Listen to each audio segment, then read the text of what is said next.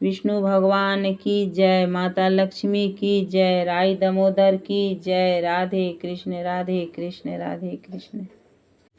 आज आप सुनिए 14वां अध्याय। नारद जी बोले, वे दैत्य नंदी, गणेश और कार्तिकेय इत्यादि गणों को देखकर क्रोध से द्वंद्व युद्ध के लिए दौड़ पड़े। फिर क्या था? कालनेमी दैत्य नंदी से, शुंभ गणेश जी से, निशुंभ स्वामी कार्तिकेय से लड़ने के लिए कवच धारण कर युद्ध करने को वेग से दौड़ आए। निशुंभ ने अपने 5 बाणों से स्वामी कार्तिकेय के मयूर को वेग से हृदय में बेध दिया और वह मूर्छित होकर गिर पड़ा। इसके बाद कार्तिकेय क्रोध से होकर जब तक की शक्ति का ग्रहण कर ही रहे थे, तब तक निशुंभ ने वेग से अपनी शक्ति से गिरा। तदंतर नंदी के बाणों के समूह से कालनेमी को वेधा और 7 बाणों से घोड़ों को तथा पताका को और धनुष को काट दिया। कालनेमी भी क्रोध होकर नंदी का धनुष काटा। तब उस बलवान ने उस धनुष को त्याग कर कालनेमी की छाती में शूल मारा। शूल से वेदन किए गए हृदय वाला और मारे गए घोड़ा और सारथी वाला कालनेमी पर्वत के शिखर उखाड़कर उससे नंदी को गिरा दिया।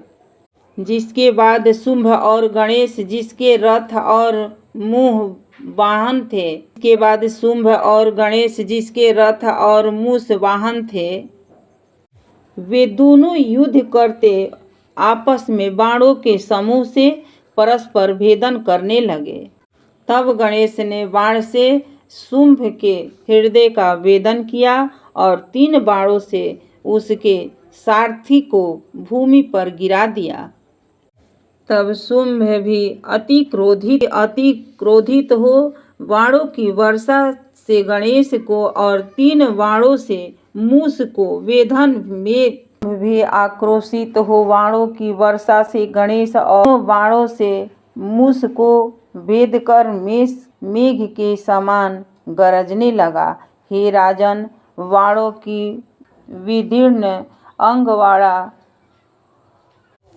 शुंभ अति क्रोधित हो बाणों की वर्षा से गणेश को और 3 बाणों से मूष को वेधन कर मेघ के समान गरजने लगा।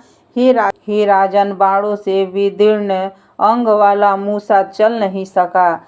तब गणेश जी उससे उतरकर पांव से चलने लगे। इसके बाद गणेश जी ने छाती में फरसा मार के शुंभ को पृथ्वी पर गिरा दिया और फिर मूसे पर सवार हो गए। तब कालनेमी और निशुंभ दोनों एक साथ गणेश जी को बाणों से मारने लगे, जैसे कोई अंकुश से हाथी को मारे। महाबली वीरभद्र उनको पीड़ित देख करोड़ों भूतों समेत उस पर दौड़ पड़े। कुसुमांड, भैरव, वैताल और योगिनियों के गण, पिशाच योगिनियों के समूह और गण, ये सब वीरभद्र के साथ चले। तब किलकिला शब्दों, सिंह नादों तथा अन्य शब्दों से पृथ्वी कांपने लगी। भूत दौड़ने लगे। वे दानव को भक्षण करते हुए उछलते कूदते रणभूमि से भूमि में नाचने लगे। नंदी और कार्तिकेय भी स्वस्थ होकर शीघ्रता से रण में दैत्यों को अपने बाणों के समूह से मारने लगे। छिन्न भिन्न मारे गए, गिरे हुए तथा मार खाए हुए दैत्यों को मलिन मुख वाली सेना उस समय व्याकुल हो उठी। वह बलि सागर नंदन जलंधर अपनी सेना का गणों द्वारा विध्वंस होते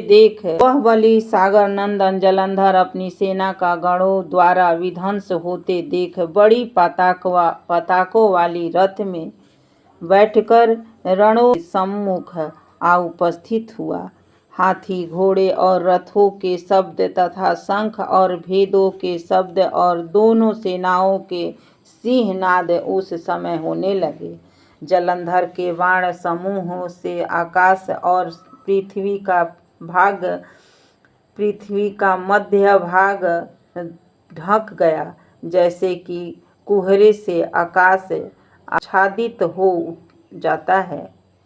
जलंधर 5 बाणों से गणेश को, 9 बाणों से नंदी और 20 बाणों से वीरभद्र को भेद दिए।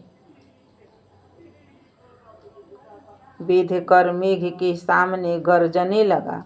तब कार्तिकेय ने उस दैत्य का अति शीघ्र अपनी शक्ति से वेदन किया। शक्ति के लगने से वह कुछ व्याकुल मन हो घूमने लगा। तदंतुध से व्याप्त अंग वाले जलंधर ने कार्तिकेय को गदा से मारा, तब वे भूमि पर गिर गए। इस प्रकार नंदी को भी वेग से भूमि पर गिरा दिया। तब गणेश जी ने क्रोधित होकर उसकी गदा को फरसा से काट दिया। वीरभद्र ने उस दानव के हृदय में 3 बार मारे और 7 बाणों से उसे, उसके घोड़ों को, पताका, धनुष और छत्र को काट दिया।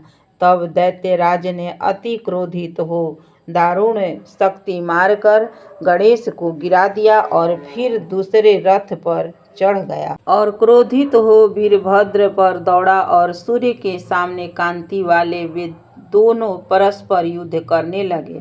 तब वीरभद्र ने अपने बाणों से उसके घोड़ों को गिरा दिया और धनुष को काट डाला।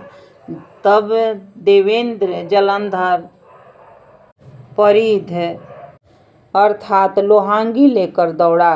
नारद बोले, उसने शीघ्र जाकर परिध से वीरभद्र के मस्तक में मारा। वीरभद्र भी सिर फूटने से रुधिर फेंकते हुए पृथ्वी पर गिर पड़ा। एक बार बोलिए कार्तिक महात्म की जय, विष्णु भगवान की जय, माता लक्ष्मी की जय, राई दामोदर की जय। राधे कृष्ण राधे कृष्ण राधे कृष्ण। हे प्रभु।